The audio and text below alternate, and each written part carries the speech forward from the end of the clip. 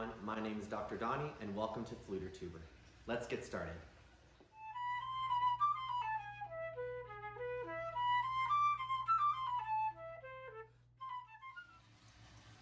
All right, so before we open your new flute, we're going to do a couple things. One, you want to make sure that you open your case on a nice flat surface.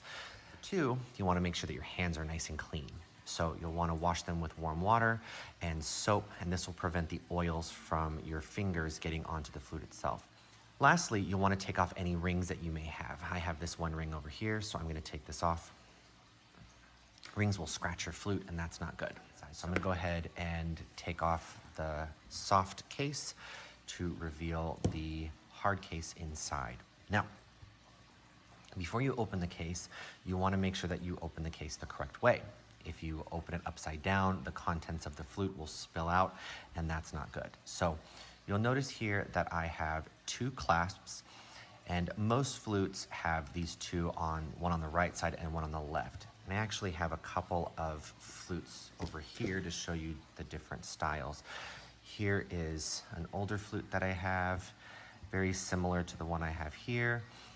And here is a third flute, which again, very similar style. You may have a flute case like this. And this is my very first flute, so this side actually broke. This flute is over 20 years old, wear and tear.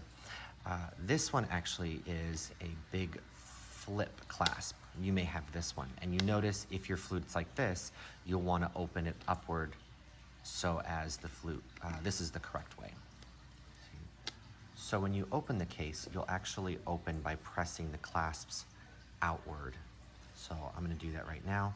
Go ahead and grab the inside of the clasps and pull away from each other, and it will open the case. And you'll want to do this slowly the first time to make sure that the case is right side up. When you open your case, you should see three parts.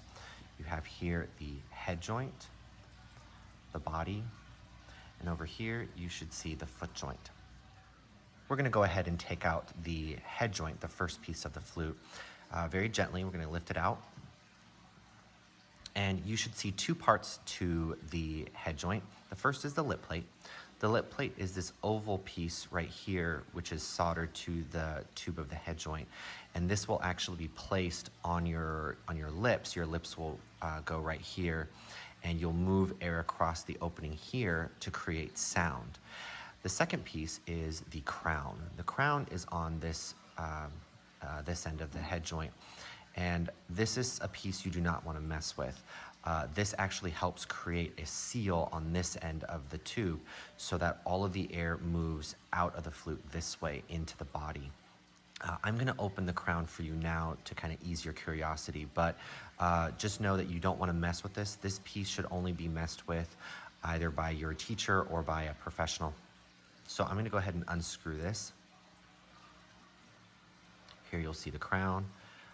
And on the inside, there's a lot of pieces within, and it helps create a seal. There's actually cork in there, some more metal, there's this long screw, and this creates that seal.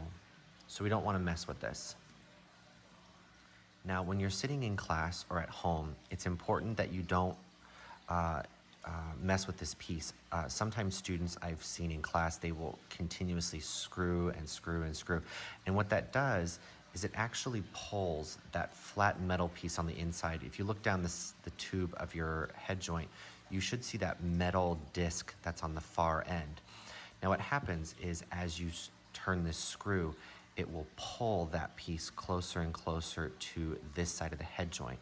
And that causes a lot of problems with tuning. So make sure that once this is on, leave it alone, don't mess with it. Now, when you place the head joint back in your case, you want to make sure that the lip plate, the opening of the flute here, is upward. You never want to place it down into the case like this, because this piece right here on the lip plate, or the lip plate itself, is actually cut in a very specific way. And if you place the head joint into the case downward, over time it will start to wear and dent this area of the lip plate. and that's gonna mess up your sound a lot. We're gonna place it back inside the flute, making sure that the lip plate is towards the center of your case. You don't wanna put it in this way, this is wrong. You can actually see on my case that there's this additional cut piece to accommodate the lip plate. So I'm gonna go ahead and place this down in here. The second piece is the body here. And I'm gonna go ahead and pull this out to show you. You'll notice that there's a lot of these buttons, we call these keys. And there's this one right here that has this teardrop shape. And on the underside, you'll see some other keys as well. We're not gonna mess with this piece today, but I wanted to take it out to show you what it looks like. So we're gonna go ahead and turn this upward, and we're gonna lay it very gently back into the case, make sure it's fitting in there. And the third piece, the foot joint. And you should see how we have a row of keys. Your flute may actually not have this third key here. It might just have the two. Mine's a little bit longer. We'll go into that later. And there's this little hidden key on the underside. And this flat panel here has a few keys. And we're gonna go ahead and set that back down. And then we can close the case very gently, making sure that both clasps click. And there you have it, day one.